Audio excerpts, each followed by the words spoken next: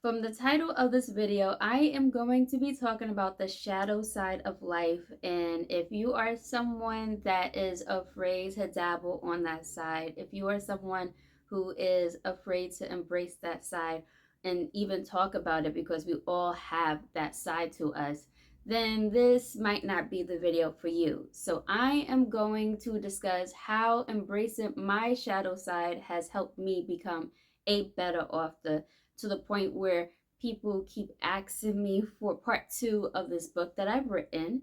And for those who watch me so many times, it's like, oh, okay, I've seen you do this so many times. But for those who are coming across this video and don't know who I'm about, I have written a darker version of a Cinderella story. So the camera's flipped, so it doesn't even look right. But I have written a darker version of a Cinderella story, and I consider myself to be an author that writes more on the dark side of things. So I'm like, in a way, I prefer to myself as like the shadow writer, and embracing that side has really helped me, and to the point where people who've read my book, they really resonate with it and they are waiting for part two.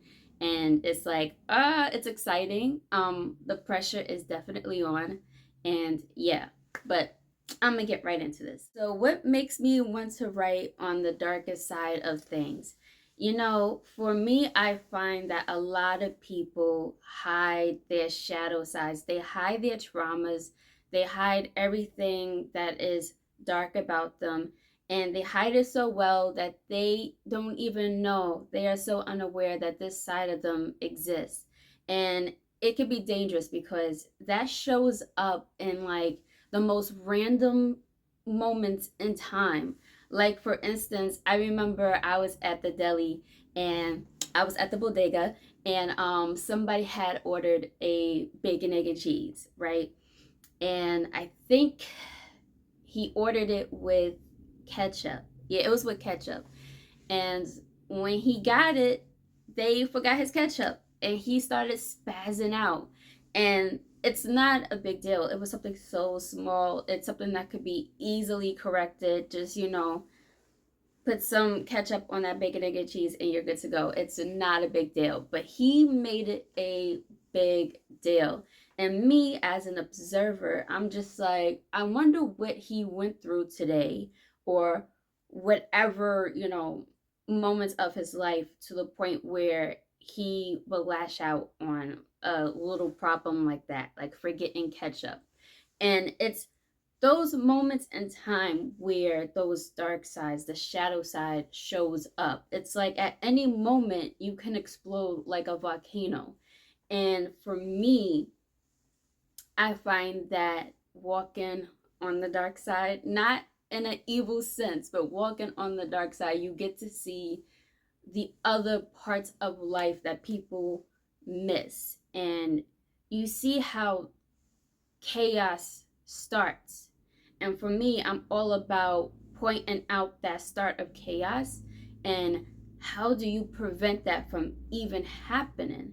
And that's why, with my stories, I feel like a lot of people resonated with certain things that I've said, because I'm bringing things up that they are unconsciously thinking about or unconsciously feel.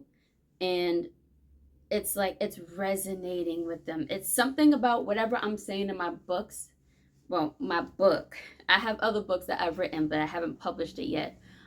There's something that I'm saying that is awakening that side of them that they don't really dabble with.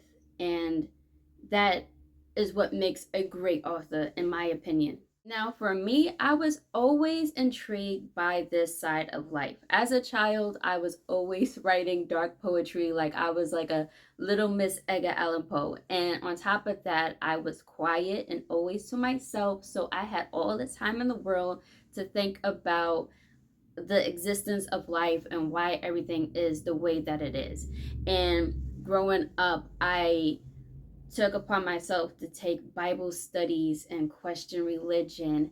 And yeah, I was that type. And I went through things myself. And what helped me was that since I was always to myself and I'm always like in my head, I was able to question like what the heck is going on. And I always had a sense of this side. So I was more capable of tapping in very easily. Everybody has this side to them, but not everybody is aware of it or want to tap in, or they hide it, they put a mask on. Me, I was just so like, I was just not afraid to figure it out. So when I write, I develop characters that talk about this side to things. It's like I'm a storyteller for the dark side. And these characters that I write, the people who've read my book so far, it's like they resonate with some of these characters, or at least the main character. And like I said, I find that really amazing when you can have people connect with your work. I feel like I'm doing something really good here. And for instance, there's this person that I know for a very long time. And this person, she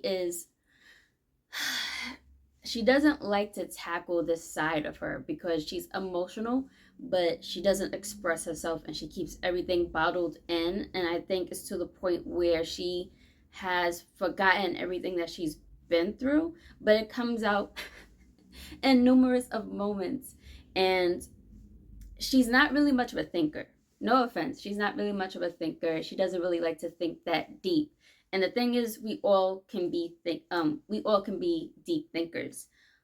It just needs to be let out. Some people, they're more acceptive to this side where they tend to think deep and others aren't, and she's one of those who just she's not that much of a deep thinker. So it was so funny. She read my book, and right after she finished it in like 2 3 days, and right after she just started asking me certain questions and wanted to get into a deep conversation. And she's never had a deep conversation before with me, or at all.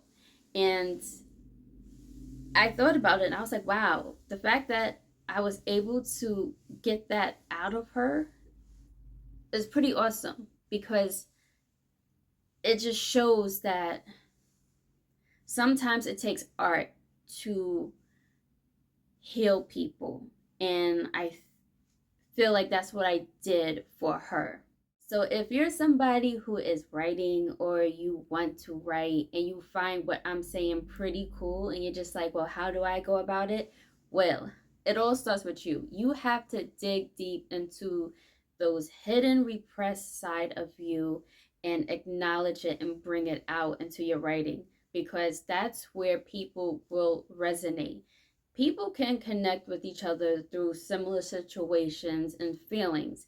And by you being super raw with your writing, it would definitely resonate. I feel like nowadays people are so tired of the fake shit that people um put on, like as far as the media and even YouTube and stuff like that. It's like the everyday people is just so tired of the fake shit.